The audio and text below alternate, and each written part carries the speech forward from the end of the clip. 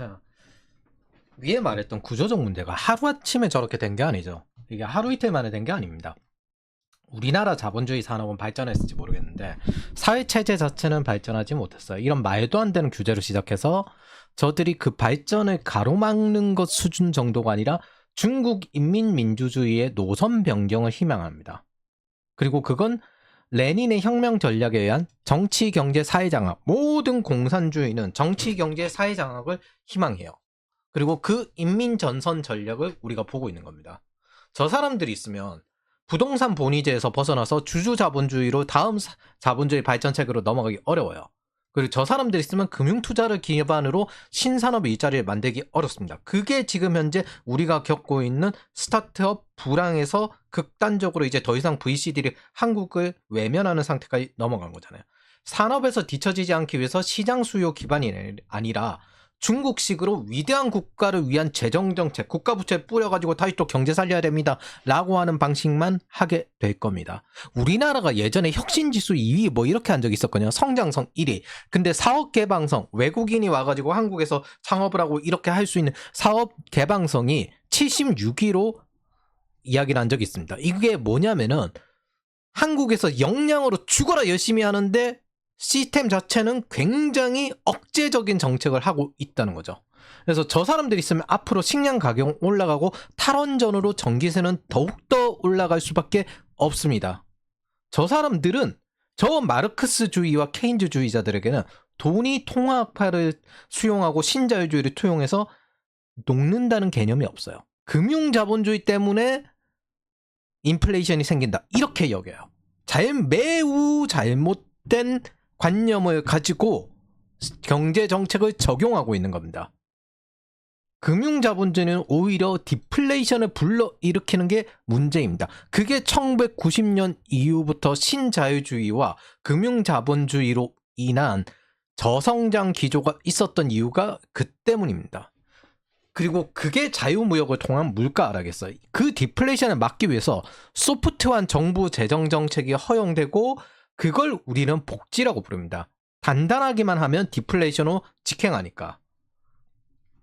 마르크스에 대해서 잠깐 이야기를 해보면요. 마르크스는 1800년대 사람이면서 직접 노동해 본 적이 없습니다. 이 사람 영국에서 어떻게 생활했냐. 엥겔스 돈 받아서 생활했어요. 그런데 그 돈 받다가 엥겔스가 와이프가 죽는 일이 생겼거든요. 그래서 돈을 보내는 걸 잊었어요.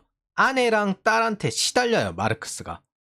그래서 편지를 이렇게 보냅니다. 그런 여자 잊어버리고 돈이나 보내달라고. 그래서 한동안 못 받았습니다. 이 사람이 진짜 원조폭풍인데 이게 바꿔 말하면 이 마르크스의 방식 그대로 적용되어 있는 게 유럽식 사유사유 거리는 뇌피셜의 극단이라는 겁니다. 현장에 있는 거에 대해서 관심이 없어요.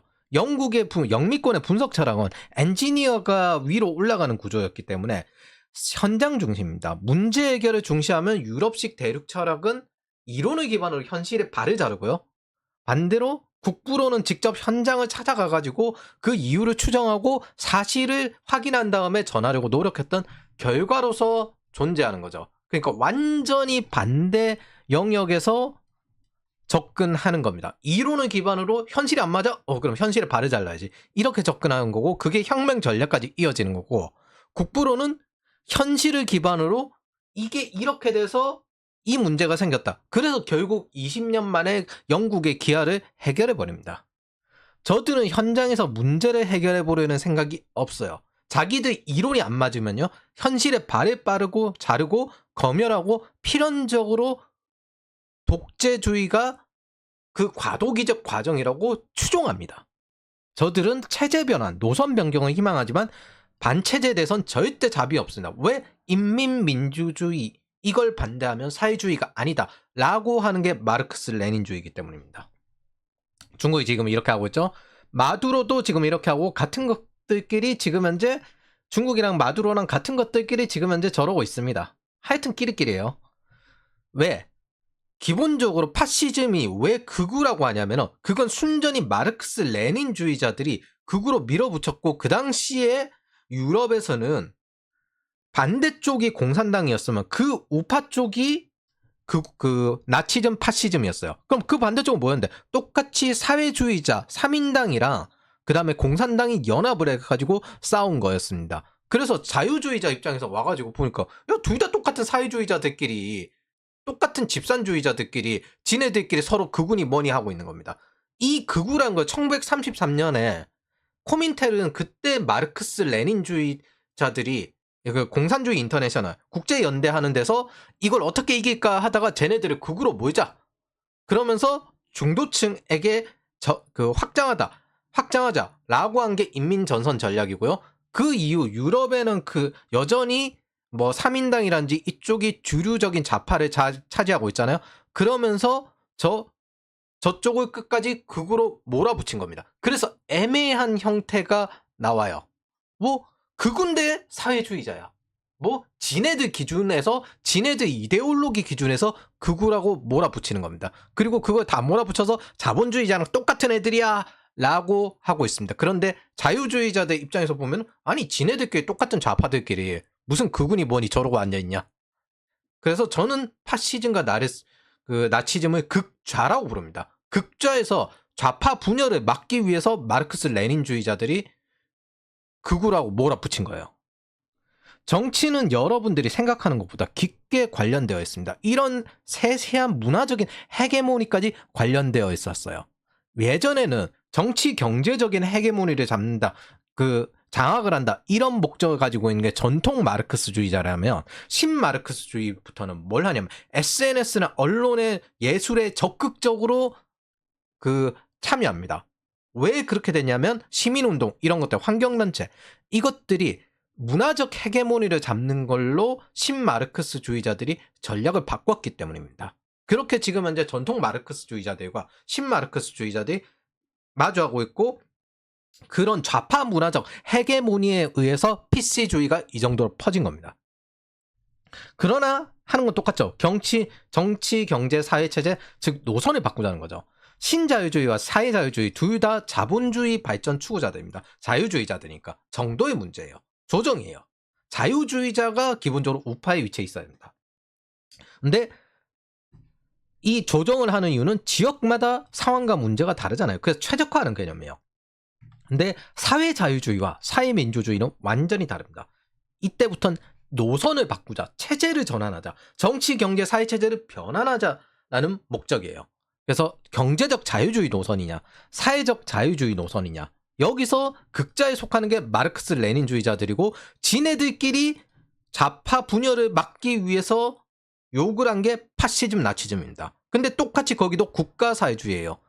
뭐 마르크스의 세계관, 레닌주의의 혁명 전략을 따르지 않았기 때문입니다. 망국의 노동자여 단결하라 라고 하는 게 인터내셔널이거든요. 근데 아나키스트도 그 코민테른에 참여했는데 이 국가사회주의자들은 그 코민테른에 참여하지 않고 오히려 그쪽을 밀어냈어요. 그러면서 야 너네들 우리에게 개입하지 마 이렇게 했기 때문에 극으로 몰아붙인 겁니다. 그리고 그 전후에 그 마르크스 레닌주의 그리고 사회주의자들이 저걸 극우로 포장을 했고요. 그걸 우리가 그대로 써서 극우인 것처럼 받아들이는데 이건 순전히 좌파 지식인과 마르크스 레닌주의자들의 입장이고 자유주의자 입장에서는 자유민주주의 경제적 자유주의자 입장에서는 똑같은 극좌들끼리 이러고 앉아있는 겁니다. 비타협적이에요. 그래서 신좌파들은 여기에 기생해서 다른 노선을 택한 게 지금 현재 우리가 겪고 있는 문화적 헤게모니고 이게 사회과학대라든지 이런 쪽에 많이 퍼져 있죠. 보통 독일식 대륙 철학을 받은 철학자들이 대체로 파시즘을 극으로 포장을 하는데 독일의 기본 밸런스는 SPD, 사회민주당이었기 때문에 같은 사회주의들끼리 제대는 극우 이렇게 했습니다. 그 당시에 같이 공존했던 게 KPD, 공산당이었습니다. 독일 공산당. 같이 연대해서 나치와 싸웠어요. 그리고 졌어요. 그래서 우리는 이런 체제 전환을 희망하는 사회주의자들의 영향을 받고 있습니다. 그리고 레디컬 페미니즘, 젠더 이퀄리티, 불법 체류자 수용. 이 불법 체류자 자체도 공산주의의 마지막 끝에는 전 세계가 이렇게 통일해서 자유롭게 돌아다닐 수 있는 자유왕국이 될 것이다. 라고 희망하는 거였거든요. 이것들을 통해서 사회체제를 변화시키고 있습니다. 이게 문화적 헤게모니를 잡은 신좌파의 영역입니다. 여러분들은 이미 다른 노선을 어느 정도 경험하고 있어요. 이들이 장악을 했을 때 어떻게 되는지. 그래서 이런 정치 노선을 장악하는 것에 따라서 사회, 정부, 시장 규칙이 바뀝니다. 그래서 이 원인을 단순히 정치인 욕으로 끝나면 저들의 정치 철학이 뭔지 그걸 도저히 이해하지 못하게 됩니다. 그리고 그 정치 철학 없이 투표하길 바라는 거고요, 사회주의자들은. 그래서 대중이 그 노선을 택했기 때문에 그렇게 된 겁니다. 그래서 세상에는 완벽한 건 없고 문제는 항상 현장에 생기는데 저들은 현장에서 문제를 해결할 생각이 없어요. 그냥 자기네들의 정치 철학에 맞춰서 전체의 규칙을 적용하고 이게 틀렸어도 절대 틀리지 않았다는 가정하에서 시작이 되는 겁니다. 이걸 반대하는 건 네가 잘못된 거야. 자기는 선이고 상대는 무조건 잘못했어. 이런 식이 기본적인 신자파적, 좌파적 마인드입니다. 왜? 마르크스의 세계관에서는 그게 옳기 때문입니다. 그래서 우리는 정부의 권한을 제한하고 견제하는 자유주의와 정부가 개인에게 깊게 개입하면 안 돼라는 자유주의와 그 다음에 상권 분립과 같은 견제 없는 권력이 있어서 안 돼라는 공화주의를 택합니다. 그래서 제가 집중하는 거는 이제 20, 30대를 위한 거니까 정치적 대체성입니다. 정치적으로 청년 착취하고 계급 이동을 반대하는 게 방해하는 게 정치적 대체성이라고 하는데 먼저 자리를 잡았으니까 경쟁을 금지하는 거죠. 이게 연공서열제입니다. 그리고 사업에 대한 집중이죠. 예를 들어 택시가 있으면 우버를 금지하는 거예요. 근데 우버는 청년이 새로운 사업을 하는 거고 택시는 기존의 사업이죠. 이걸 금지하는 겁니다. 윗세대, 아랫세대, 정부가 선택한 기업과 신흥기업의 경쟁을 막는 걸 정치적 대체성이라고 합니다. 그리고 그 노선을 국민 전체가 택할 경우 그렇게 됩니다. 정작 그걸 택해놓고 그 원인도 모르는 사람들도 있고 알고 택하는 사람들도 있어요. 근데 그러면 절대 자유진영에서는 돕지 않습니다. 문제가 되지 않으니까 그냥 이걸 이대로 가요. 그리고 이대로 가면서 다시 또 정부가 개입해서 이 문제를 해결하라. 하나하나 자잘한 것들이 전체적으로 잡혀 있으면 그게 문화가 되고 사회체제가 되는 겁니다. 지금 사회는 구조적인 이런 문제가 만들어져 있는데 여러분들은 뭐라고 배웠냐면 자기 탓하라고 배웠어요. 시장이 배가 가라앉고 있는데 거기서 내가 노력해가지고 배 위로 뛰어오르라고 이걸 가르쳐 왔어요. 워렌 버핏이 이 말을 했습니다. 배가 가라앉는다면 배를 수리하는 것보다 배를 옮겨 타라. 미래가 없다고 통계적으로 증명이 되고 자괴감을 가지게 하는 것도 이런 정치 구조에서 나옵니다. 이게 구조적 착취입니다. 정부에 의존하며 살아가라고. 이런 구조적 착취에서 여러분들은 열심히 하든 말든 누군가 프리라이더들에게 소모될 운명입니다. 그래서 신자유주의는 매트릭스를 깔아줘요. 생존에 대한 매트릭스. 이건 디플레이션 방지용이 되기도 하고 그 정도 여유는 있습니다. 대신에 여러 가지 노동연계적인 복지를 제공합니다. 가끔 잘못 생각하는 게 신자유주의가 아예 그냥 자유지상주의적이라고 생각을 하는 경우도 있는데 그것도 그 극좌파 계열 중에 하나입니다. 아예 국가가 없어져야 된다는 자유지상주의. 보통 좌파 계열의 특징은 있잖아요. 국가가 없어지는 걸 최종적인 목표로 하는데 특이하게 국가사회주의자들만 국가 안에서 최대한의 집중을 하는 것들이고 그래서 사회주의자 안에서 우파가 되는 거예요. 그래서 시장이 무너질 때는 절대 거기서 열심히 하면 안 됩니다. 배가 추락할 때는 배가 이제 가라앉을 때는 배를 옮겨 탈 노력을 해야지 배 안에서 열심히 올라갈 생각을 하면 안 되는 겁니다. 여러분들은 시장이란 배를 타고 있기 때문에. 그래서 여러분들은 시장 자체가 아닙니다. 워렌 버핏 정도 이렇게 버크셔 사회를 소유하고 있다. 그럼 버크셔 사회는 시장 자체가 될 수 있는데 여러분들은 시장 자체가 아니에요. 그렇기 때문에 시장을 잘 택해야 합니다. 취업을 한다는 것, 좋은 회사에 간다는 것도 시장을 택한다는 개념입니다. 한국에서 노력하는 이유는 한국을 벗어나기 위해서인 게 여러분들에게 더 나을 수 있습니다. 이런 거 보면 저는 완벽하게 보수는 못해요. 자유주의자는 맞는데 보통 보수들은 이제 한국에서 벗어나면 안 되고 한국에서 열심히 해야지 하면서 약간 내셔널리즘이 있거든요. 근데 이런 거 보면 저는 완벽하게 보수는 아니에요. 솔직히 보면. 그래서 저들은 체제 변환, 즉 사회주의 혁명이라는 목표에서 단 한 번도 벗어날 수 없다는 걸 기억하기 바랍니다. 단 한 번도 마르크스 레닌주의, 그 민주노총이나 이쪽은 왜 정치화를 하려고 할까요? 한국 노총 왜 정치화를 하려고 할까요? 자기네들이 직접 정치에 진출해서 체제 전환, 정치, 경제, 사회를 장악하겠다라는 목적을 가지고 있습니다. 애초에 자네들 구호 자체가 현장 권력을 장악을 하면 그 경제가 바뀐다, 뭐 이런 구호를 가지고 있습니다. 한국에서 장기 투자 못하는 이유 간단합니다. 주주 자본주의를 적극적으로 막아야 하니까. 마르크스 레닌주의자들이 금융으로 인한 지배를 방어하겠습니까? 금융화는 마르크스주의의 최대 적입니다. 이 기회는 2000년대 이후 발달을 보면 있잖아요. 금융이 점점점 더 발달해요. 전통 마르크스주의는 이 상업시대의 근본이제 기반으로 세계관을 만든 거거든요. 무역 이후에 은행 시스템이 더 발달했고, 이제 군사 중공업 넘어가고 난 다음에 이제 투자금융 시스템이 발달했습니다. 서비스업과. 그리고 이제 플랫폼 디지털이 나오니까 스타트업 금융이 발달했고요. 그 다음에 데이터 이렇게 나오니까 지금은 이제 비트코인류가 가능한지 안 가능한지 가상화폐류에 대해서 금융이 발달하려고 하고 있습니다. 반대로 유럽 일부는 이해관계자 자본주의, 딱 은행 정도 수준에서 멈춰버리고 주주 자본주의로 본격적으로 넘어가지 않고 있었죠.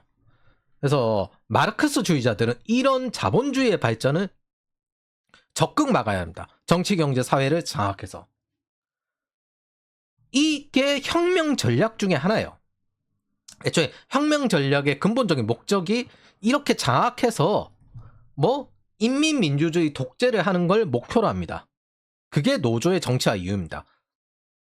그리고 그게 자신들의 노동운동이에요.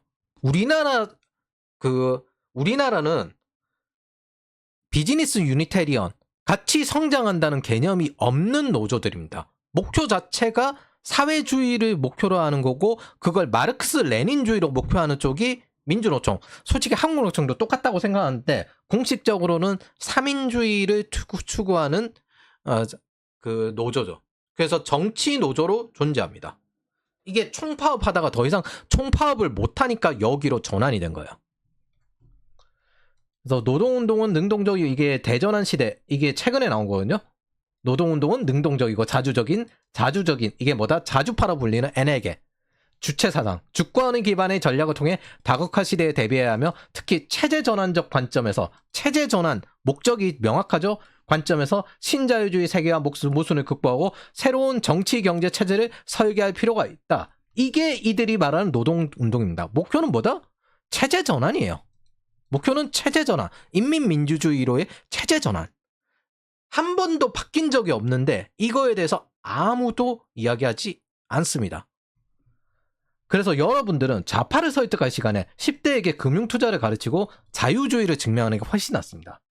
저는 금융자본주의, 금융사용법을 가르치는 게 저 금융화를 반대하는 마르크스주의자에게 가장 큰 대항이 된다는 걸 이해하고 있습니다. 그래서 2년 전에는 정치적인 이야기를 줄이면서 대신 레드모어라는 기본적인 재무 투자 개념을 학생들에게 제공을 했는데, 시장 전체가 몰락하는 상황에서 결국 그 순서의 문제가 된다는 걸 깨달았습니다. 시간벌이에요.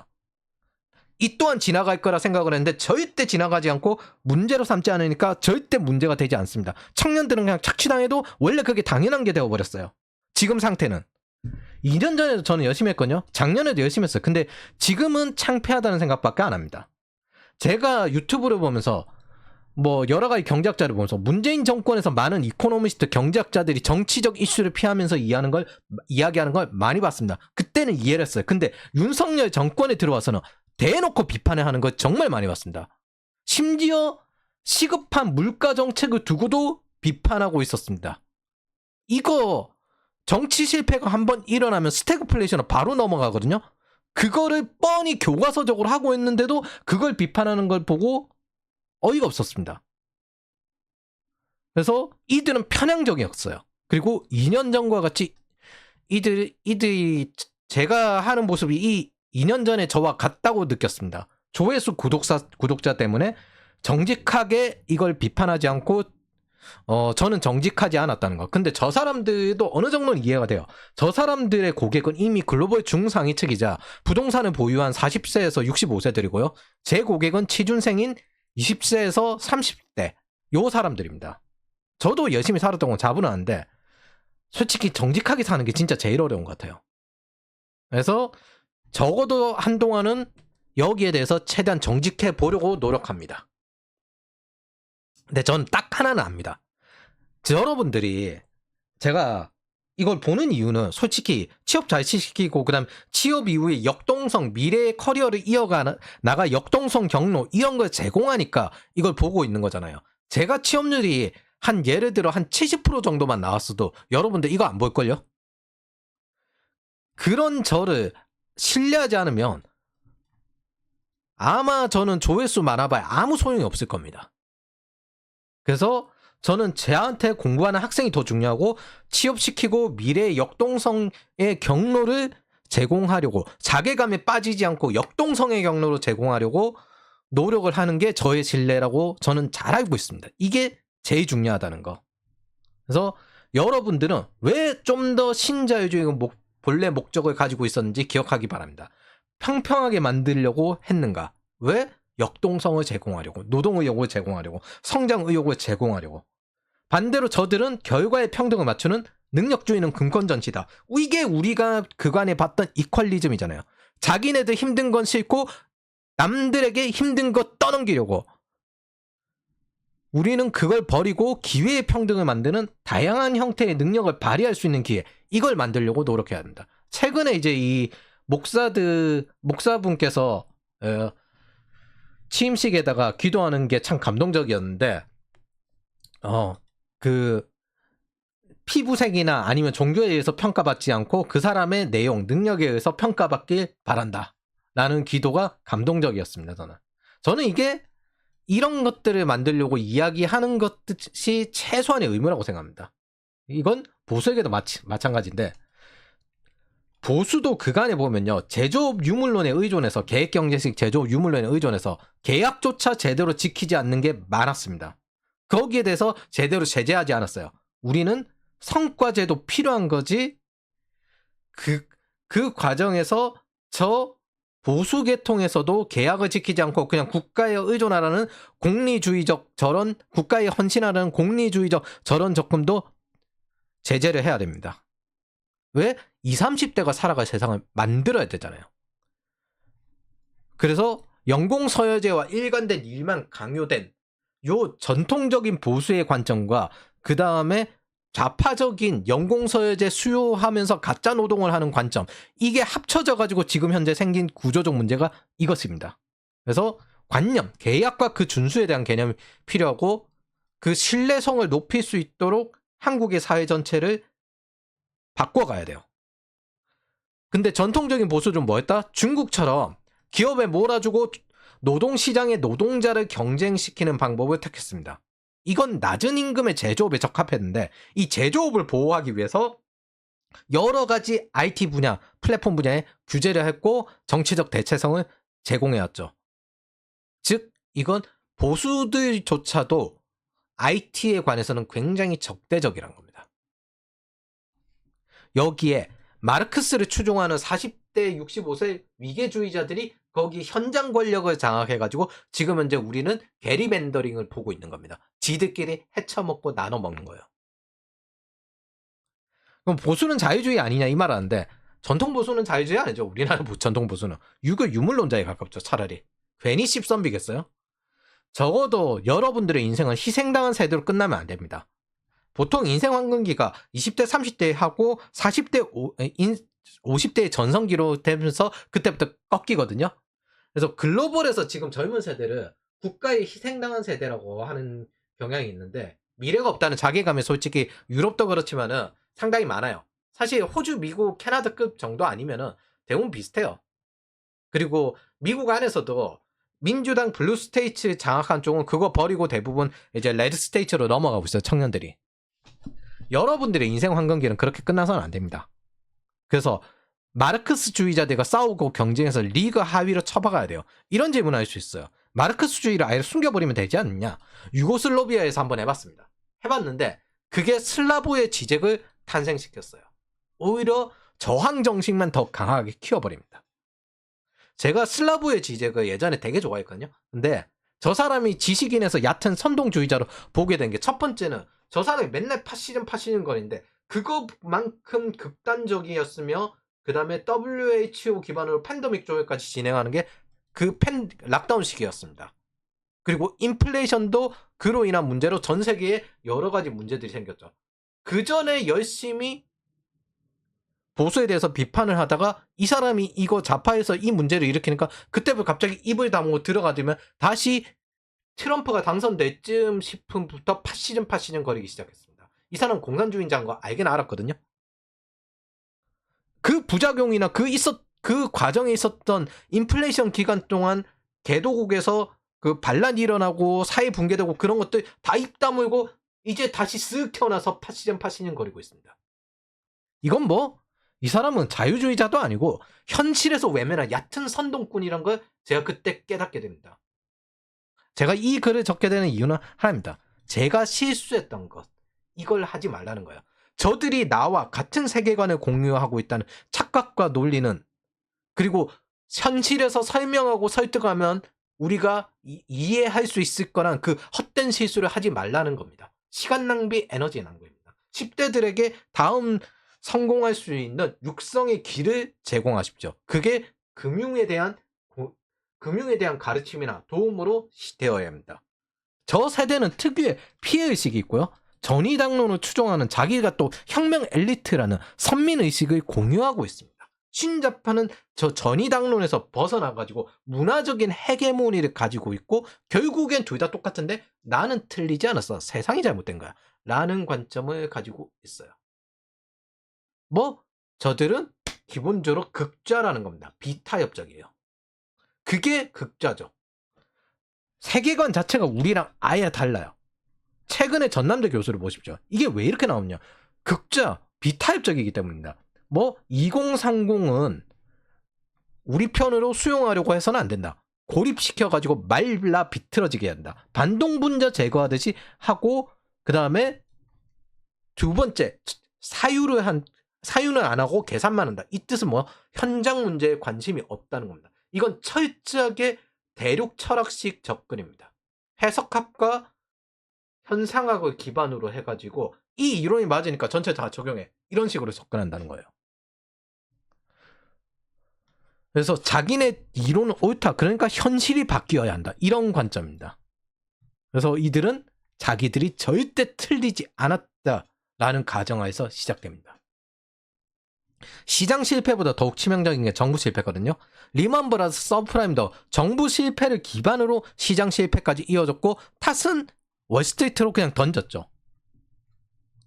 그래서 영미식 분석 철학은 자업장 문화에서 기반했기 때문에 여기는 문제 해결이 우선이에요.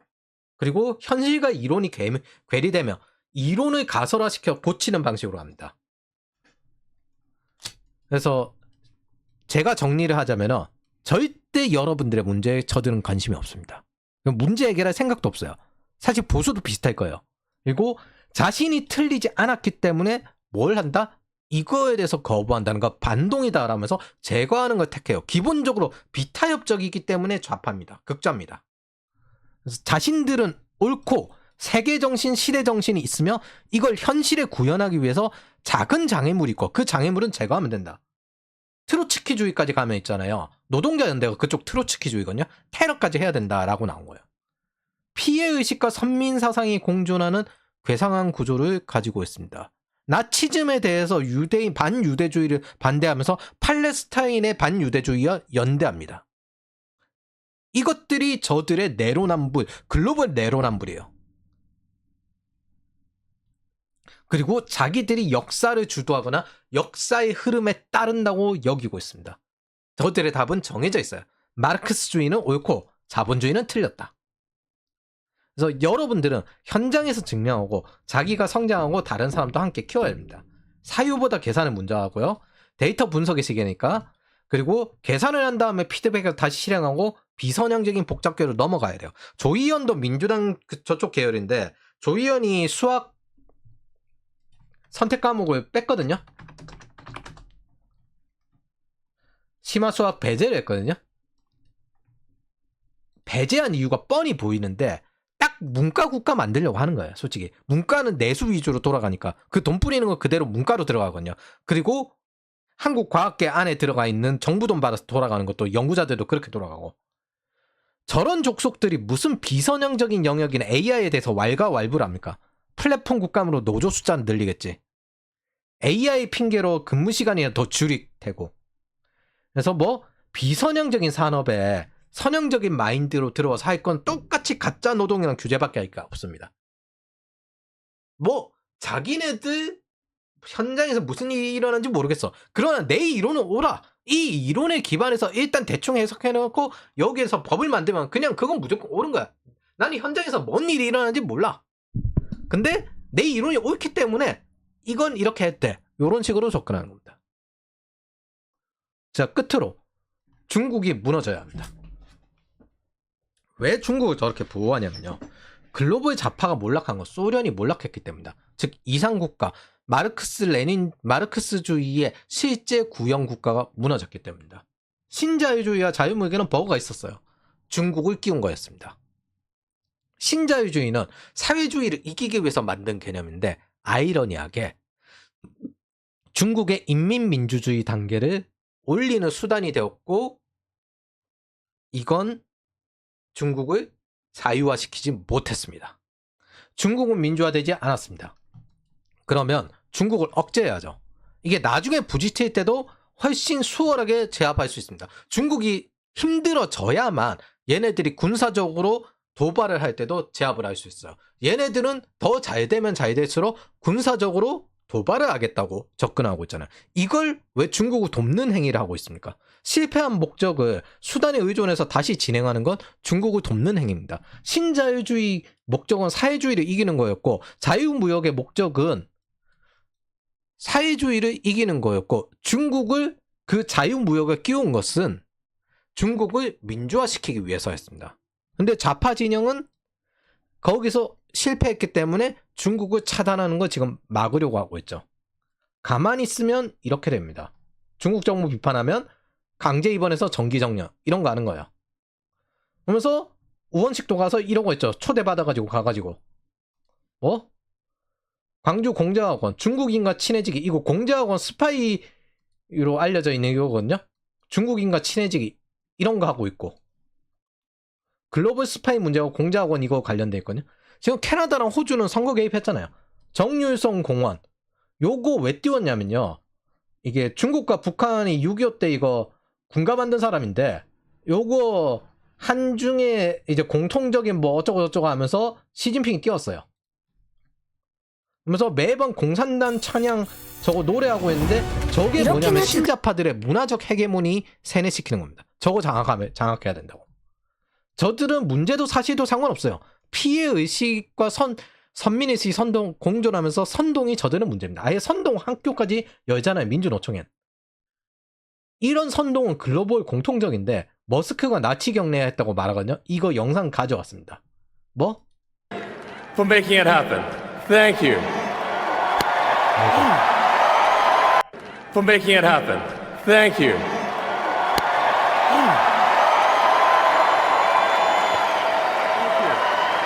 My heart goes out to you. 제 마음을 여러분들께 전합니다.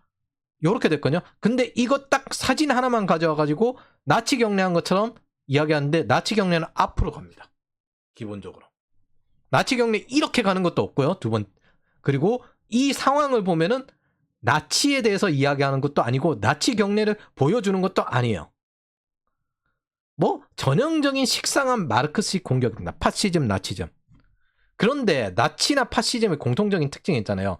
국가 안에서 전부 장악하라는 거고 그걸 정부가 독점적으로 장악을 하고 있는 거예요. 근데 정부의 힘을 줄이고 있는 수장이네요. 정부의 힘을 줄이는 사람이 수장이 나치? 정부의 힘을 키워야 되는데 국가의 힘은 정부의 힘이 아닙니다. 국가의 힘은 정부와 기업가 그 외 대중이 합쳐져서 만들어진 게 국가의 힘이에요. 그 국가 안에서 정부의 힘을 줄이네요.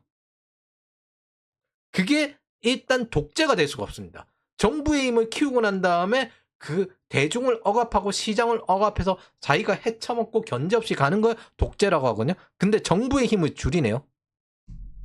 그리고 정부 자금으로 제국주의 집중 투자한다고 파시즘, 나치즘이라고 하는 거였는데 이 당시에 그래서 부채가 엄청 많았거든요. 근데 정부의 힘을 줄이면서 돈 나가는 걸 줄이네요.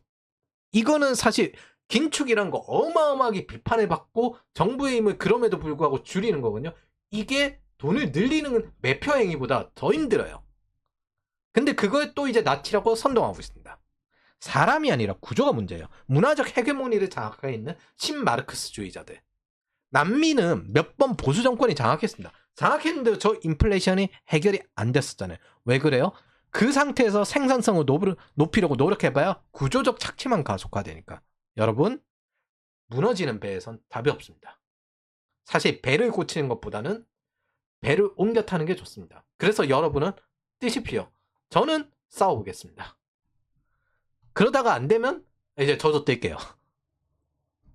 종약을 하며 40세에서 65세들은 신자유주의 세계화를 반대하면서 2000년대 이후 그 혜택을 온전히 받아들여서 글로벌 중상층까지 올라갔습니다. 동시에 금융화를 반대해서 그 일환으로 금융자본주의, 주주자본주의의 발전을 반대하고 복지 확대와 부동산 공급 축소를 주장하면서 저들 실물자산, 부동산 본위제의 혜택을 받아서 돈을 번 사람들입니다.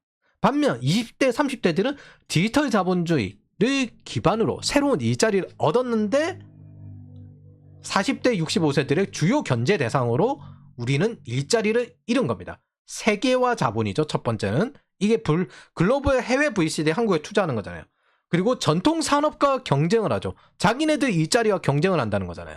그리고 이직을 하면서 노조에 가입하지 않으니까 자기네들 정치적 영향력이 줄어들기 때문에 또 견제를 합니다. 신마르크스주의에서 디지털 자본주의를 공격해가지고 중국의 사례를 보았을 때 정부에 비판하기 쉬운 뉴미디어를 자기네들이 장악하고 있습니다. 그리고 무차별적인 플랫폼 국가를 4년 했고 그 막대한 규제로 글로벌 VC는 더 이상 한국에 투자하지 않고 있습니다. 여러분들 지금 20, 30대 이 황금기에 불태울 이 자리는 무너진 겁니다. 저 사람들이 왜 저렇게 했는가 생각했는데 시장 메커니즘과 통화 압박, 특히 시장의 인플레이션 개념을 수용하지 않는 사람들이라고 가정하면 이게 모두 이해가 됩니다. 지금까지 있었던 것들이 다 이해가 돼요. 주택, 부동산 잔여가 남아두면 가격이 떨어진다. 근데 그거랑은 부동산 가격은 무관하다라고 했거든요. 무관하다 했거든요. 왜? 이 사람은 시장 메커니즘들을 받아들이지 않으니까. 금융화를 막으면 가장 안전자산인 부동산으로 몰릴 수밖에 없는데 이들은 금융화를 막았습니다. 왜? 유물론자니까. 이 사람들은 뭐 실물자산 위주로 커져야지 어디 금융자산이 더 커진다 말이냐. 그러면서 금융으로 인한 지배라고 여깁니다. 인플레이션 때 금리를 올리고 정부 긴축을 하는 건 당연한 조치인데 이들은 이걸 비판했습니다. 왜? 오히려 돈을 뿌려야 된다고 했습니다. 왜? 이 사람들은 인플레이션 개념이 금융자본 때문에 생긴다고 생각을 해요. 국가부채를 막 사용해야 됩니다. 신마르크스주의 MMT가 결합된 형태인데 이들의 최종 목적은 국가를 붕괴시키는 것이기 때문입니다. 공산주의의 최종 목적은 국가를 붕괴시켜서 서로 왕국으로 돌아다닐 수 있을 것이다. 이렇게 여깁니다. 플랫폼 국감으로 청년들이 일자리를 줄였습니다. 이건 플랫폼 기업을 노조로 전환하고 신마르크스주의적 SNS 운동을 전개하기 수월해졌습니다. 문화적 헤게모니를 잡는 거예요. 그리고 이직을 다니는 청년 세대들은 노조와 정부 복지에 의존시키는 방법으로 길들입니다. 전 세계 탈원전 국가들 모두 환경 인플레이션을 겪고 있고 우리는 송전선 문제까지 겪고 있습니다. 그러나 이들은 시장 메커니즘을 수용하지 않습니다. 이들은 그것 때문에 전기세가 올라간다고 생각하지 않아요. 우리는 이걸 딱 하나로 이해할 수 있습니다. 저들은 정부 실패로 덮습니다. 마르크스주의자예요. 시장 메커니즘을 부수는 게 목적이지 정부 메커니즘으로 돌아가기 바랍니다. 저들은 신자유주의의 기원이 된 통합화를 절대 받아들이지 않습니다. 인플레이션 개념이 우리랑 완전히 달라요. 여러분들의 고통을 증대시키며 그 절박함을 수확하는 방식으로 돌아갑니다. 그 선동이 반복되는 거예요. 선동이 가장 잘 먹히는 게 절박한 사람들에게 팜플렛을 주는 거고 네가 이렇게 힘든 이유는 저 위에 누구들 때문이야. 그렇게 우리는 정부 실패를 다시 반복하는 겁니다. 저의 가장 큰 실수는 저들이 자유주의자고 저들이 시장 메커니즘을 활용하여 우리가 함께 발전시켜 나가는 공동체라고 믿었던 겁니다. 저들은 공동체가 아닙니다. 마르크스주의자들은 자유주의를 부수고 시장 메커니즘을 부수는 걸 목표로 하고 있습니다. 그런 자들은 저랑 같지 않습니다. 근데 저는 같다고 생각을 한 거예요. 그래서 저들은 계산을 하지 않습니다. 오직 정보를 봅니다. 이론을 봅니다.